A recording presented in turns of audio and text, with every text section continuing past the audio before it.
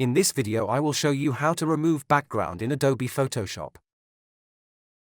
Go to Select and choose Subject.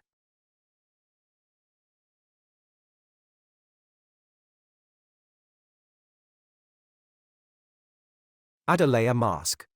Right-click and choose Select and Mask.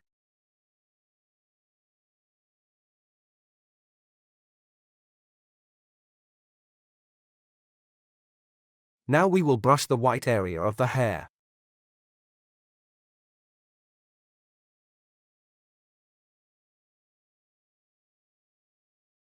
Click on Decontaminate Color. Press OK. Go to Adjustment Layer and choose Solid Color. Choose this color and press OK. That's it. Hope you liked it. Please subscribe my YouTube channel for more tutorials.